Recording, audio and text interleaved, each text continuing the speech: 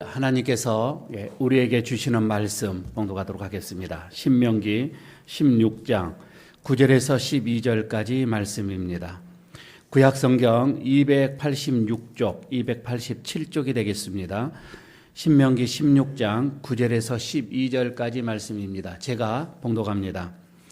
7주를 셀지니 곡식에 낯을 대는 첫날부터 7주를 세어 내 하나님 여호와 앞에 77절을 지키되 내 하나님 여호와께서 내게 복을 주신 대로 내 힘을 헤아려 자원하는 예물을 드리고 너와 내 자녀와 노비와 너 성중에 있는 레위인과 및 너희 중에 있는 객과 과와 과부가 함께 내 하나님 여호와께서 자기의 이름을 두시려고 택하신 곳에서 내 하나님 여호와 앞에서 즐거워할지니라. 너는 애굽에서 종되었던 것을 기억하고 이 규례를 지켜 행할지니라.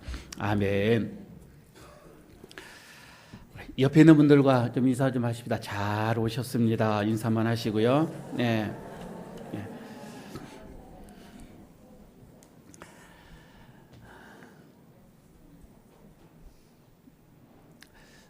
3층에 집사님 잘 들립니까? 저기 화면이 안 나와서 어찌합니까?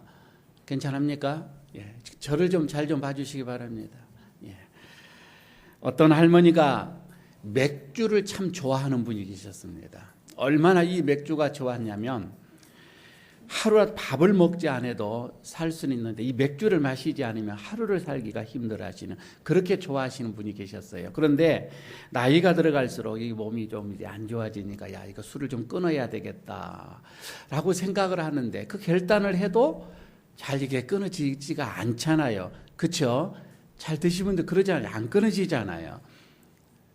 그래서 이분이 고민을 하고 있을 때 옆에 있는 아주머니가 교회 다니는 집사님이었던 것 같아요. 그거요, 교회에 오면은 딱 끊어질 수가 있는데 라고 전도를 했습니다. 이분이 술을 끊을 마음으로 교회를 참여를 했어요. 그리고 예배를 드립니다. 첫 예배를 드렸습니다. 예배가 끝난 다음에 목사님께서 강구를 합니다. 다음 주일은 맥주 감사절로 지킵니다. 즐거운 마음으로 감사한 마음으로 참여하십시오. 이 할머니가 막 웃는 거예요. 예배가 끝났어요.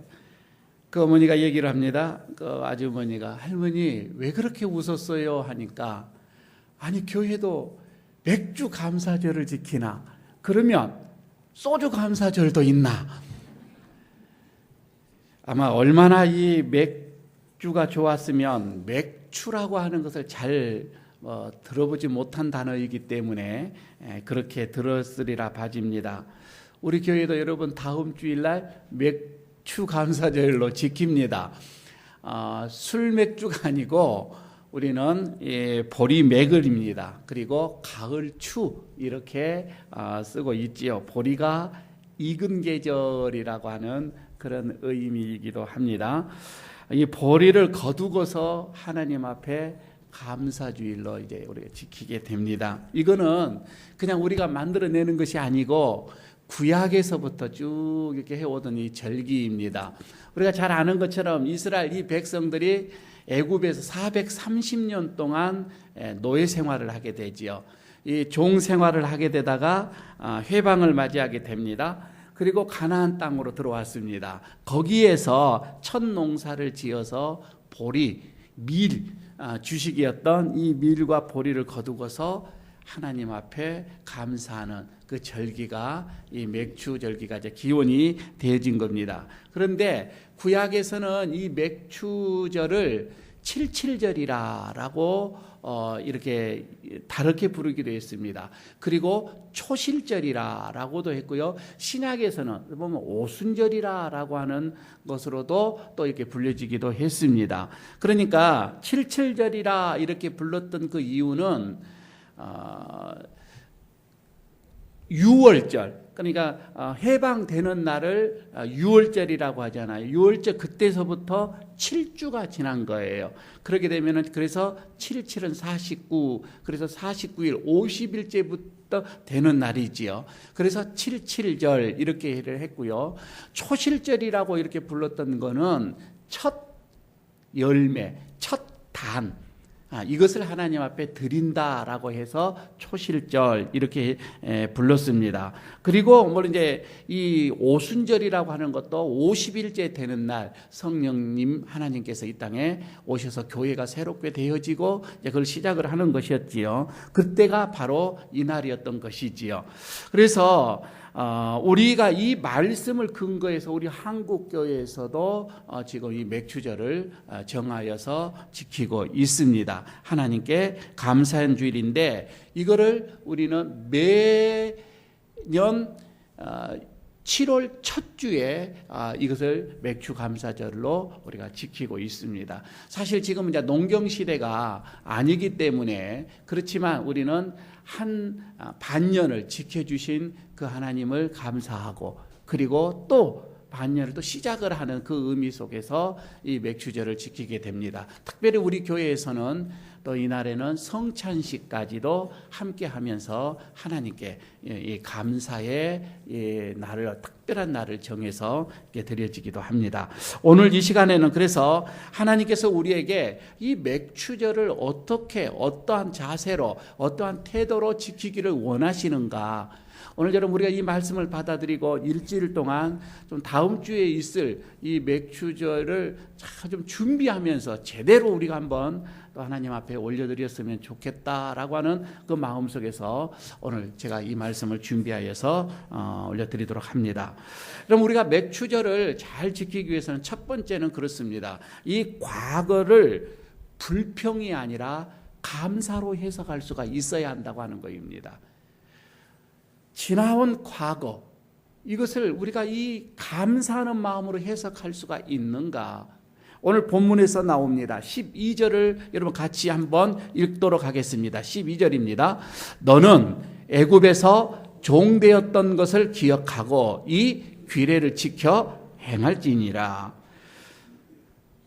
맥추절을 여러분 지킬 때 이 종되었던 그 시기, 그 절을 그날을 기억을 하고서 이 절기를 지켜라 라고 이 말씀을 하고 있는데, 그러면 이 애굽에서의 그 삶이 어떠한 삶이에요? 정말 처절한 종의 삶이었거든요. 그 430년이라고 하는 대대로 내려오는 그들의 이 삶, 정말 법적인 권리, 아니 자유 자자가 없었던 그들의 삶이었습니다. 비참한 노예의 삶을 그들은 살고 있었던 것이지요. 어떻게 보면은요, 그들은 꼭 마치 울 안에 있는 돼지처럼 생활을 했습니다. 밭에 소처럼 생활을 해야 하는 그런 삶을 사는 그들의 종의 노예의 삶이 있었습니다. 그들이 하나님을 섬겼잖아요. 그러나 함께 모여서 그들은 예배를 드릴 이거 없었습니다. 자녀를 교육시키는 거요, 그런 것 꿈도 꾸지를 못했습니다. 생각해 보면 정말 그들의 삶은 지긋지긋한 고통의 그런 삶이었고 아픔의 삶이었고 원망의 삶이었습니다. 그런데 오늘 본문에서는 그때를 생각을 하면서 감사로 절기를 지켜라, 오늘 이렇게 말씀을 하고 있는 거예요. 왜 이 어려운 시절을 생각하면 감사할 수가 있겠는가? 가만히 생각을 해보니 그 430년 동안의 그 노예 생활 속에서 하나님이 해방을 시켜주셨다라고 하는 거기에 마음에 생각을 꽂혀라 이 말입니다. 해방시켜주셨던, 그래서 430년 동안을 생각하면 불평이 아니라 어린 양의 피로 문설주에 그것을 바르고 죽음의 문을 넘어서 거기서 유월절, 하나님이 우리를 해방시켜 주신 이것을 곰곰하게 생각을 하면서 감사하는 날을 지켜라, 이렇게 말씀을 합니다. 여러분요, 가만히 보면은 과거라고 하는 이 시간은 지나온 시간이에요. 그래서 우리가 어떻게 이 과거의 운명을 바꿀 수 있는 그런, 우리에게는 그런 영역이 없습니다. 전혀 과거에 대한 시간은 우리가 어떻게 할 수가 없는 시간이에요. 그러나 한 가지 할 수 있는 일이 있습니다. 이 과거의 이 시간을 우리가 어떻게 해석을 할 수 있겠는가? 해석의 영역은 우리에게 주어졌다 이 말이에요. 그래서 해석된 이 생각의 이 감사를 크게 세 가지로 구분할 수가 있습니다. 어떻게 해석을 하느냐? 그 첫 번째가 현재 이 상태에서 상대를 바라보면서 해석을 하는 감사입니다. 이거는 다른 게 아닙니다. 타인과 비교하면서 느끼는 감사예요. 다른 사람과 함께 비교하면서 느끼는 이 감사인데, 이것을 어떻게 해석을 하느냐? 아니, 저기 위에를 쳐다보면, 나보다 더 나은 사람들만 쳐다보면 사실 감사할 수가 없을 수도 있는 거예요. 불평할 수밖에 없을 거예요. 그러나 또 한편으로는 아래를, 나보다 좀 더 아래를 이렇게 쳐다보면 여기서 우리는 또 감사할 수가 있는 거예요. 제가 뚜렷하게 기억납니다. 어렸을 때, 제가 어리다 보니까 집에서 방이 하나, 둘, 세 개, 시골집에서 이 조그만 세 개가 있는데 뭐 형님들도 많고, 도무지 저는 내 공간이라고 이게 없이 살아왔었습니다. 나만의 공간이 없어요. 그래서 늘 뭐 부모님과 같이 뭐 잠을 자야 되고 함께 이게 살아야 되기 때문에 내 책상 이게 없었어요. 늘 잠자리도 나 혼자만의 생각에 이런 것이 있는데, 그래서 불평을 많이 했죠. 내 방 좀 달라고. 나도 좀 나도 좀 혼자 좀 있고 싶다고. 그랬을 때마다 제 어머니 하는 말씀, 이런 방 한 칸도 없는 사람이 얼마나 많냐. 그 생각 좀 해라. 그 조그마한 지하방에서 온 가족이 사는 사람들이 얼마나 많이 있느냐. 그래도 행복한 줄 알아라. 그렇게 생각을 해라. 이렇게 말씀을 하는 거이죠. 물론 그렇게 생각을 하면은 감사하는 거예요. 그래서 해석은요, 여러분, 우리에게 해석은 자유예요. 그리고 감사의 이 감정은 나만의 이 주관적인 거예요. 이게 객관적인 것이 아니잖아요. 다른 사람은 저런 상황이면 불평할 수도 있어요. 그러나 나는 그게 감사할 수 있는 거예요. 충분히 주관적인 거라, 이런 얘기이지요. 그래서요, 여러분 이렇게 한번 생각해 보시면 어떻겠어요? 지금 여러분 집에 전기 들어오죠. 전기만 들어오게 된다면 그것만 생각을 해서도 전기 혜택을 받지 못하는 20억이 있어요. 그 사람들보다 내가 얼마나 감사한 사람이에요. 집에 여러분 수도 시설이 놓여져 있지요. 그 수도 시설 놓아졌다고 한다면 아직도 수도 시설이 없어서 아무 물이나 먹는 10억의 인구보다도 나는 더 감사할 수가 있는 거예요. 아니, 어떻게 보면 내가 하루에 말이에요, 1,000원 이상의 그 돈으로 내가 생활을 할 수가 있다고 한다면 하루에 1,000원 이하도 생활할 수 없는 사람이 지금 12억입니다. 이런 사람하고 비교해보면 우리는 얼마나 더 감사한 삶을 살 수 있는 거죠. 충분히 감사할 수 있는 겁니다. 하루 한 끼라도 따뜻한 음식을 여러분 우리가 먹을 수만 있다고 한다면 8억이라고 하는 영양실조에 걸린 사람들보다 여러분 우리는 행복한 거잖아요. 오늘 아침에 말이에요, 일어났을 때 내 몸이 좀 건강했어요. 그래서 이렇게 여러분 교회에 올 수 있었어요.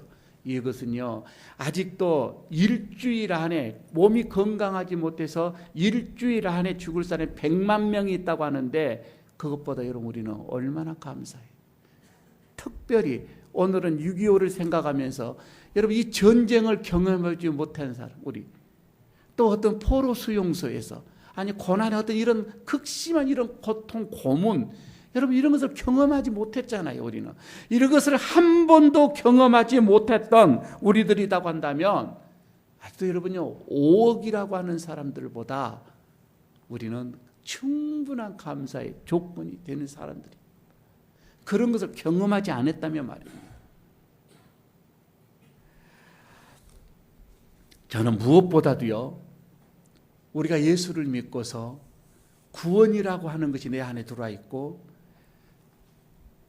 천국이라고 하는 이 백성, 천국 백성이라고 하는 이 소망을 우리가 가지고 산다고 한다면 65억 중에서 아직도 예수 믿는 사람이 22억이라고 얘기를 합니다. 우리는 3분의 1에 지금 들어와 있는 거예요. 이거 얼마나 여러분 감사할 조건이 아닐 수가 없잖아요. 그래서 기준을 어디에다가 놓고 여러분 우리가 해석을 하느냐, 이게 문제예요. 기준의 문제입니다. 내가 어디에다가 내 마음을 놓고서 해석을 하느냐, 이게 감사할 수도 있고 불평할 수도 있는 거예요. 똑같은 상황이다 할지라도. 그래서 여러분, 이런 상대적으로 해석을 해도 우리가 가만히 보면 상대를 바라보면서 충분하게 여러분 우리는 감사의 해석을 할 수가 있습니다. 두 번째는 일어난 결과에 대한 이 해석의 감사입니다. 그러니까 이루어진 일입니다. 이제 지나와 버렸어요. 과거에서 지나왔단 말이에요. 이거에 대해서 계속해서 원망을 하고 또 불평을 하고, 여러분 이렇게 우리는 그렇게 해석을 하면서 살아갈 건가? 그렇지 않으면 지나간 거잖아요. 이것을 어떻게 해서든지 감사로 여러분 우리가 해석하면서 살아가야 할 건가? 이 문제단 말이에요. 불평의 관점으로 볼 것인가? 감사의 관점으로 우리가 바라볼 것인가?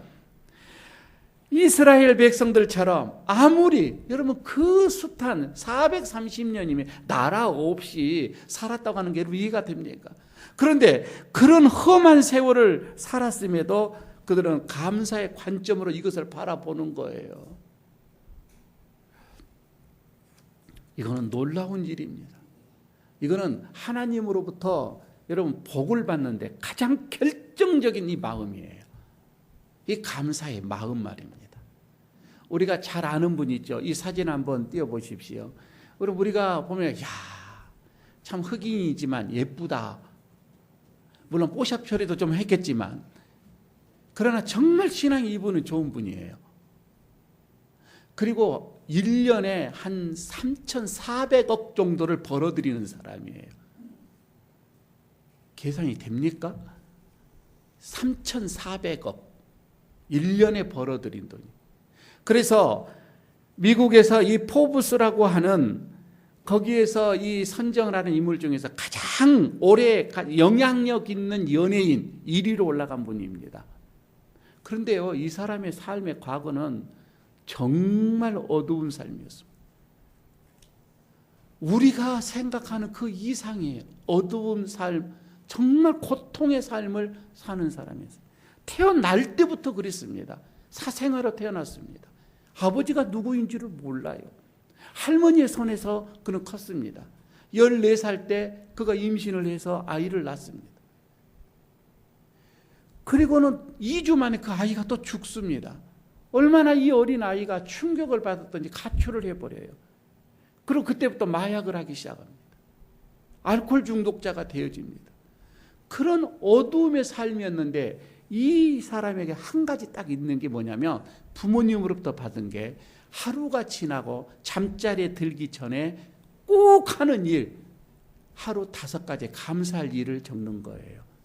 부모로부터 이거를 받은 거예요. 어렸을 때부터. 오늘 5가지 감사한 일이 뭔가. 그러면서 그는 그 감사의 생활, 그 어두웠던 이 상처 많은 이 과거들을 그는 감사로 이것을 바꿔가기 시작을 합니다.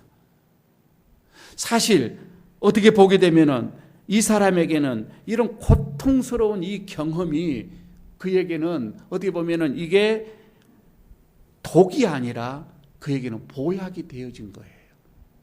왜? 감사로 이것을 바꿔가기 시작하기 때문에 그렇습니다. 절망적인 경험이 그에게는 어떻게 보면 유명한 영향력 있는 그런 연예인으로 바꿔놓기도 했습니다.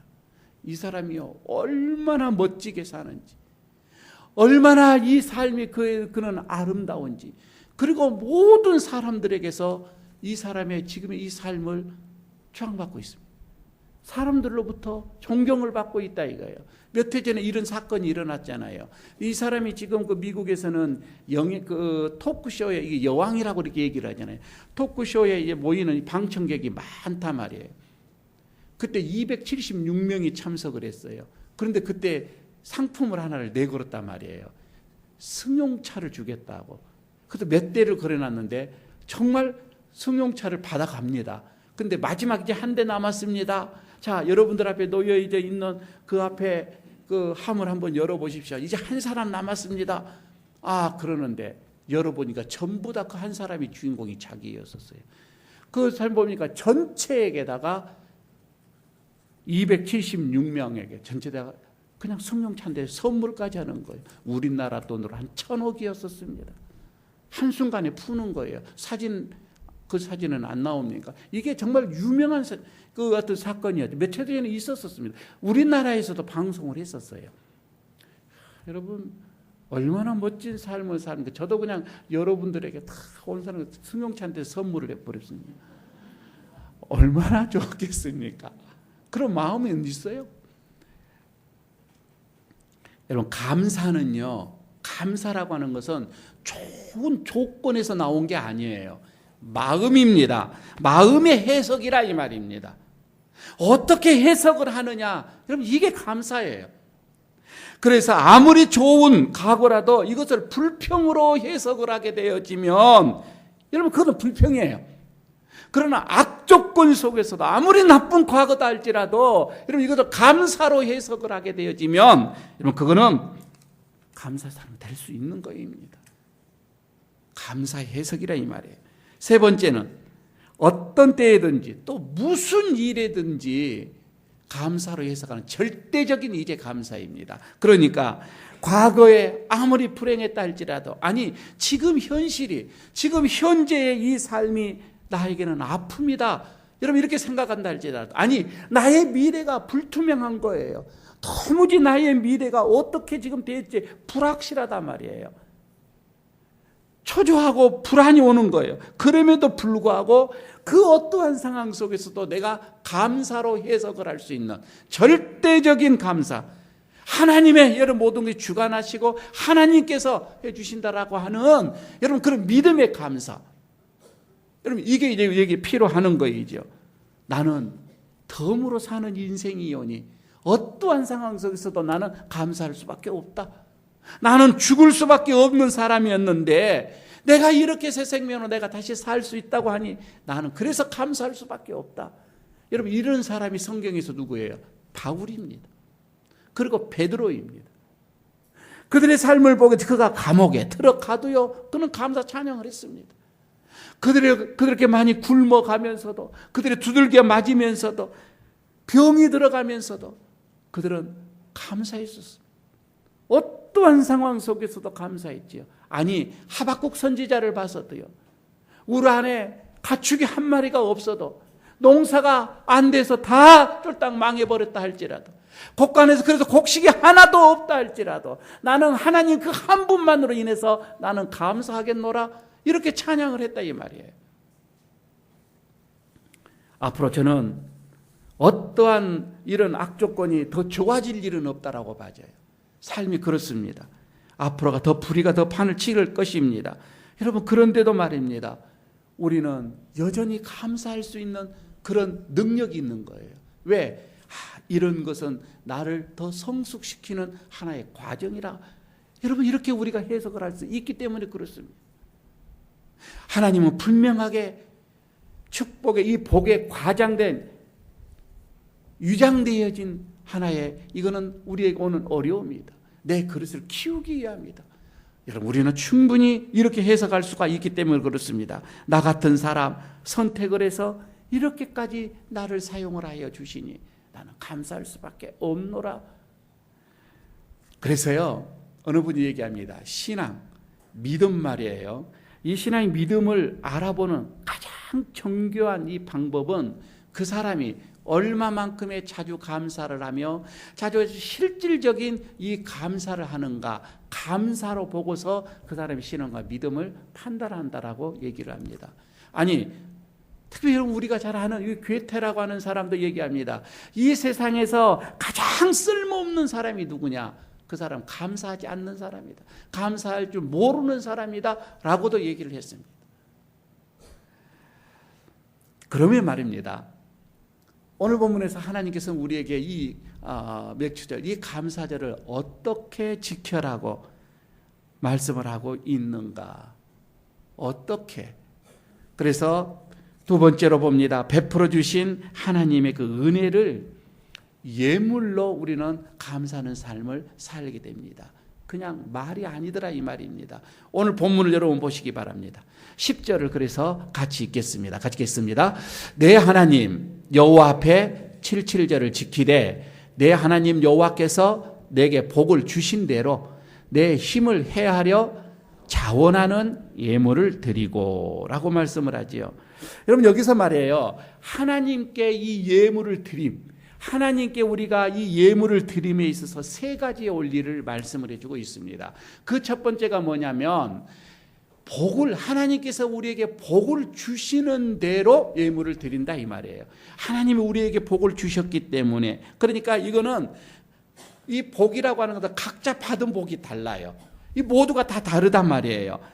나에게 누구에게는 풍성하게 줬을 수도 있고 누구에게는 조금 더 줬을 수도 있는 문제입니다. 하여튼 풍성하게 해주시는 그 방법으로 우리는 하나님 앞에 예물을 드리는 거예요. 하나님이 나에게 주시는 복이에요.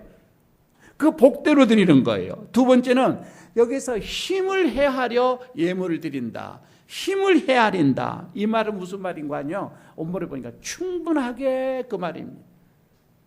충분하게 드린다. 아니 다른 말로 여유 있게 그런 뜻도 있습니다. 여유 있게. 아니 다른 말로 가득한 분량으로 라는 뜻도 있습니다. 그러니까 이 말을 종합해서 보게 되면 무슨 말인가 하니 힘써서 최선을 다하여서 드린다라고 하는 뜻이에요. 여러분 우리가 이 맥주절이나 어떤 큰 명절, 교회 절기가 다가올 때는 특별연금을 하는데 구약에서는 이렇게 하지를 않았습니다. 어떻게 했느냐면 우리는 10의 1조는 하나님 것이라 구별해서 드리잖아요. 또 10의 1조를 모읍니다. 모아서 그것을 절기 때에 드려지는 거예요. 그리고 하나 또 10의 1조를 모아서 그것을 이웃들에게 우리가 쓰는 거예요. 여러분요 10의 3조를 우리가 하나님과 이웃들에게 써도 그들의 삶은 풍성했었습니다. 차고 넘쳤더라 이 말입니다. 그런데 우리는 10의 3조가 아니라 10의 1조도 드리지도 않는데도 너무 힘들고 어려워요.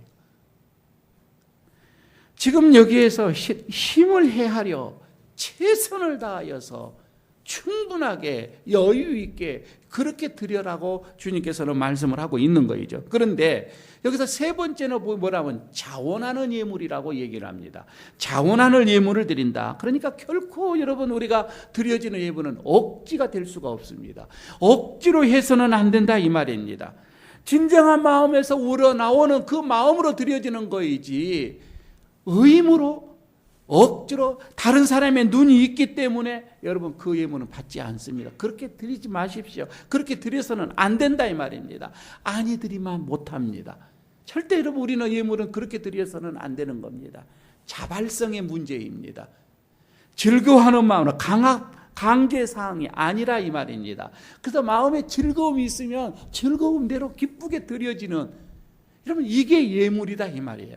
예물 자체가 그렇습니다. 여러분 교회 다니다가 많은 사람들이 시험을 받아서 교회를 그만두는 분들 있죠. 그분들에게 많이 물어보면은 무엇 때문에 시험 들었는가 할 때 헌금에 대한 시험이 많이 있습니다. 그래서 교회를 못 나오신 분들이 많이 있지요. 그래서 이런 얘기가 생각이 납니다. 신학교를 졸업을 하고 갓 목사가 됐습니다. 목사가 돼서 사회의 어떤 경험을 좀 하고서 더 낫겠다 싶어서 알바를 하기 위해서 방범대원으로 취직을 했습니다. 취직을 이제 서류를 내놓고서 면접을 보게 되는데 그 면접관이 이렇게 물어보는 거예요. 한밤중에 이렇게 혼자서 걸어가는데 깡패들이 떼거리로 왔을 때 그것을 한순간에 해결할 수 있는 방법이 있습니까? 라고 물어보니까 이 목사님이 아주 자신 있게 얘기를 합니다. 간단합니다. 뭐냐 하니까 헌금바구니 돌리면 됩니다. 무슨 뜻인지 모르겠습니까? 그렇게 나니까 그만큼 헌금이라고 하는 것이 사람들에게는 다 부담이 있다 이 말입니다. 그러나 절대 여러분요 하나님은 그 부담스러운 헌금은 받지는 않습니다. 즐거운 마음입니다. 자원하는 마음입니다. 헌금을 여러분 함에 있어서 두려워하지 마십시오. 감사의 표현입니다. 자발적인 겁니다. 강압적이 될 수가 없습니다. 복 주시는 대로 내가 힘써 하는 것입니다. 여러분 오늘 우리가 이런 마음으로 맥주제를 우리가 지키게 되어진다면 참으로 여러분 우리에게는 하늘의 어떤 그 은혜와 복을 다시금 누릴 수 있으리라 확신을 합니다. 또 하나가 있습니다. 감사절을 어떻게 지킬 것인가? 세 번째 오늘 말씀을 합니다. 불평할 수밖에 없는 이웃, 그 이웃과 함께 즐거워하는 그 감사를 삶을 살아야 할 것이다. 이렇게 말씀을 하고 있습니다. 자, 여러분 11절을 다시 한번 봐주시기 바랍니다. 같이 읽도록 하겠습니다. 너와 내 자녀와 노비와 내 성중에 있는 내 이인과 및 너희 중에 있는 객과 과와 과부가 함께 내 하나님 여호와께서 자기의 이름을 두시려고 택하시는 곳에서 내 하나님 여호와 앞에서 즐거워할지니라. 누구와 함께라고 얘기를 하죠? 내 자녀, 노비, 내인, 객, 고아, 과부 계속 나오죠. 여러분 여기서 말이에요. 하나님은 홀로 즐거워하지 말라 이 말입니다. 나 혼자서 즐거이 감사절을 지키지 말라고 하는 거예요. 같이 더불어서 내 이웃과 더불어서 지켜라 할 말입니다. 그런데 이 이웃들은 불평할 수밖에 없는 상황이에요. 아무것도 없는 거예요. 그 어떻게 보게 되면은 그들의 어떤 조건 자체가 그들은 불평할 수밖에 없는 조건이에요. 아니 내인이 왜 그렇습니까? 라고 하는데 내인 자체는 그들은 전답이 없잖아요. 그냥 교회 안에서 일하는 사람들. 그러니까 그들은 모든 수입이라고 하는 정기적인 수입 자체가 없는 이 모든 사람들이에요. 사회에서 그들은 힘들어하고 소외당하고 고통당하는 자들입니다. 보리를 거두는 추수철이 되어도 저는 구조적으로 그들은 거두어드릴 수 있는 아무런 그들은 상황이 안 된 사람들입니다. 여러분 이런 사람들과 함께 더불어서 즐거워하는 그런 감사절이 되라 이렇게 하나님은 말씀을 합니다. 그래서 여러분이 우리가 감사절을 맞이할 때가 되어지면 맥주절이 이렇게 되어지면 이웃을 한번 생각하자 이 말이에요. 한번 주변에 있는 분들을 한번 생각해 보자는 거예요. 여러분 결코요 우리 교회 어려운 교회 아닙니다. 우리 교회 작은 교회 아닙니다. 아니 우리들의 마음도요 충분히 그렇게 할 수 있는 저력이 있고 능력이 있고 그런 여유는 마음이 다 있습니다. 우리 교회는요 우리 부산에서 그렇게 작은 교회 아닙니다. 얼마나요 우리 노예 안에서도 우리 교회 넉넉한 교회 아니 주목받고 있는 교회입니다. 특별히 여러분 보십시오. 현재요 우리 교회가 이 지역의 여러분들 오병이어에서 35가정에게 수도세고 물세고 그 전기세까지 다 여러분 우리가 책임을 지금 지고 있습니다. 그리고 또 어려운 가정 7가정 또 여러분 우리가 책임지고 있습니다. 이것만 해서도 다른 기관에 들어가는 건 놔두고 지금 우리 주변에 있는 가정에 들어가는 게 한 달에 140씩 우리가 지원을 합니다. 1년이면 1600 여러분 이게 80만 원입니다. 매년 여러분 우리가 이렇게 나갈 거예요. 아니 그럼에도 불구하고 더 많이 힘들고 어려운 사람들 많이 있습니다. 불평할 수밖에 없는 그런 조건을 가지고 있는 이웃들이 많이 있다 이 말이에요. 여러분 어떻게 보게 되면 우리는 그런 사람들과 더불어서 감사의 어떤 이런 절기를 지키는 거예요. 에일교회를 통해서 그들이 감사할 수 있다고 한다면 한 가정이라도 더 감사할 수 있는 가정이 되어진다면 여러분 우리가 하나님 앞에서 얼마나 또 우리가 기뻐하는 삶이 될 수가 있잖아요. 그런 충분히 멋진 삶을 살 수가 있다 이 말입니다. 하나님은 우리를 사용하시기를 원합니다. 감사는 그래서 여러분 감사라고 하는 것은 내 삶이 풍성해질 뿐만 아니에요. 내 삶만 풍성해지는 것이 아니라 불평으로 빈곤할 수밖에 없는 저 사람들 빈곤의 삶을 사는 사람들까지도 여러분 우리가 그 삶을 풍성하게 해드리는 것 여러분 이게 감사입니다. 지난 6개월의 과거를 여러분 불평하지 않고 감사로 해석하시기를 바랍니다. 찾으면 넉넉하게 있습니다. 그리고 하나님께 감사를 표현하시고 우리 삶 속에서 내 주변에 있는 어려운 자들과 더불어서 감사의 삶을 사시기를 바랍니다. 이게 맥주절을 지키는 우리들의 하나님의 자녀들의 마땅한 자세인 줄로 믿습니다. 이 은혜가 있어지기를 바라겠습니다.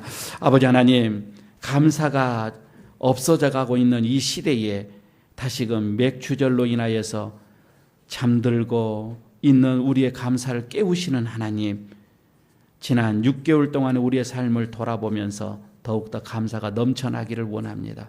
감사로 모든 것을 해석하는 그런 지각과 은혜가 있기를 원합니다.